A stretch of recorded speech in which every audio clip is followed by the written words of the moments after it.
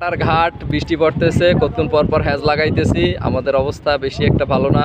তো এখন আর একটা লঞ্চ আসছে, চলে আসছে আমাদের কাছাকাছি, দেখতে পাচ্ছেন দূরে। এই লঞ্চটির অবস্থান হচ্ছে আলীগঞ্জ। আলীগঞ্জ ঘাট বরাবর আছে। তো এখনই এই যে মদিনা ঘাটের কাছাকাছি চলে আসছে, একটু পরেই সদরঘাটে ঘাট করবে। লঞ্চটির নাম হলো কর্ণফুলী 11। খুব স্পিডে চলে আসছে। তো অতিরিক্ত বাতাসের কারণে মোবাইলটা ধরে রাখতে আসলে অসুবিধা হচ্ছে। দেখতেই পাচ্ছেন সামনে সদরঘাট, সদরঘাটের কাছাকাছি চলে আসছে কর্ণফুলী 11।